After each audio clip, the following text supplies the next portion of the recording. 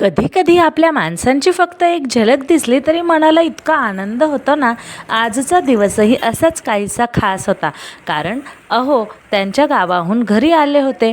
नमस्कार मंडळी, welcome back to Prarohi family vlogs. आजचा व्लॉग खूप खास आहे, कारण आज घरात पुन्हा एकदा सगळे एकत्र आले होते.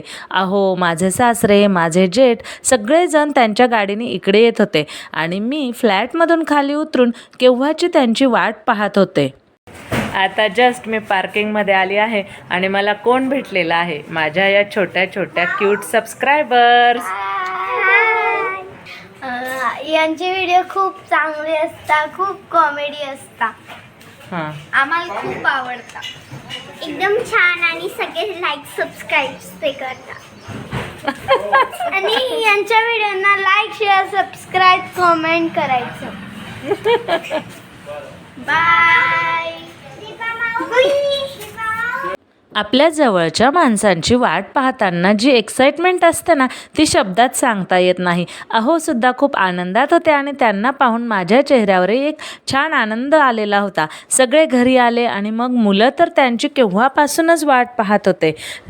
मोठ्यांना नमस्कार केला, गप्पा झाला, चहा पाणी झालं आणि घरात एकदम छान फॅमिली ॲटमॉस्फिअर तयार झाला. असे सगळे एकत्र आले की घराला घरपण येतं आणि अशाच छोट्या छोट्या मोमेंट्समध्ये खरा आनंद असतो.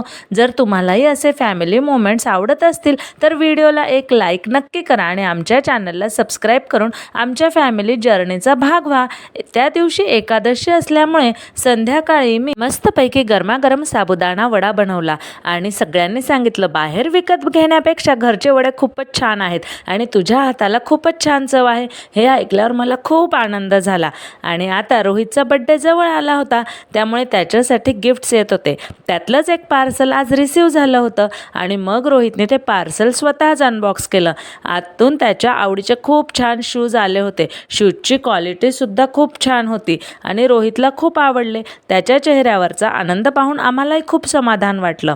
मुलांना त्यांच्या आवडीची एखादी छोटीशी गोष्ट दिली तरी त्यांच्या चेहऱ्यावरचा आनंद खूप मोठा असतो. आणि मग फायनली रोहितचा बड्डे आला. सगळेजण बड्डेसाठी मस्त तयार होऊन बसले होते. मुलांच्या गप्पा, खेळ, हशा मस्करी, घरात एकदम आनंदाचं वातावरण होतं.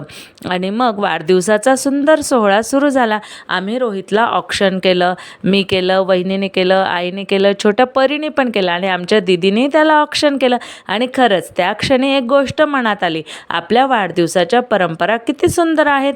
वाढदिवस म्हणजे फक्त केक कटिंग आणि सेलिब्रेशन नाही. आपल्या संस्कृतीमध्ये वाढदिवसाच्या दिवशी ऑक्शन केलं जातं, आशीर्वाद दिले जातात, रामरक्षा म्हटली जाते. या परंपरा कितीही जुन्या असल्या तरी त्यातून मिळणारा संदेश आजही खूप सुंदर आहे. आपल्या माणसांसाठी प्रेम, आशीर्वाद आणि चांगल्या आयुष्याच्या शुभेच्छा. म्हणूनच आपल्या परंपरा जपून त्यात नवीन सेलिब्रेशन जोडून वाढदिवस साजरा केला की आनंदही होतो आणि मनाला समाधानही मिळतं. वाढदिवस म्हणजे मुलांसाठी फक्त आनंदाचा दिवसच नाही, तर नवीन कपडे, केक, गिफ्ट, सेलिब्रेशन, फ्रेंड्स आणि भरपूर मस्ती असंही असतं. पण वाढदिवस म्हणजे फक्त एक वर्ष काढणं नाही, तर आयुष्यातलं आणखी एक सुंदर वर्ष पूर्ण करून पुढच्या वर्षात पाऊल ठेवणं. या एका वर्षात मुलं किती मोठी झाली, त्यांनी काय नवीन शिकलं, कोणते अनुभव घेतले आणि पुढच्या वर्षात त्यांनी अजून सुंदर प्रगती करावी, या सगळ्या गोष्टींचा विचार करण्याचा हा एक सुंदर दिवस असतो. ऑक्शन करताना आपण फक्त आरती करत नसतो, ओवाळत नसतो, तर त्या व्यक्तीच्या आयुष्यात सुख, आरोग्य, दीर्घायुष्य आणि यश यावं अशी मनापासून प्रार्थना करत असतो. आजच्या काळात बड्डे सेलिब्रेशन म्हटलं की आपल्याला केक कटिंग, डेकोरेशन आणि पार्टी आठवते आणि ते सगळं खूप छान आहे. मुलांनी ते मनापासून एन्जॉय करायलाच हवं. पण त्याचबरोबर आपल्या संस्कृतीतल्या या छोट्या छोट्या गोष्टी मुलांना अनुभवायला मिळाल्या तर आपल्या परंपराही पुढच्या पिढीपर्यंत पोहोचतात. परंपरा जुन्या आहेत म्हणून त्या मागे टाकायच्या असं नाही, तर त्यामागचा सुंदर विचार समजून घेऊन त्या पुढे नेणं महत्त्वाचं आहे. कारण बड्डे हा फक्त सेलिब्रेशन नाही, तर आपल्या मुलाला एक सुंदर आशीर्वाद देण्याचा दिवस असतो. त्याच्या आयुष्याच्या पुढच्या प्रवासासाठी प्रेम आणि शुभेच्छा देण्याचा हा दिवस असतो.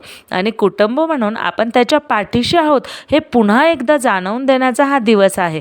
म्हणूनच हा बड्डे आमच्यासाठी खूप स्पेशल झालेला होता. प्रेम, आशीर्वाद, संस्कार आणि फॅमिली टुगेदरनेस यांचा सुंदर मिलाफ होता.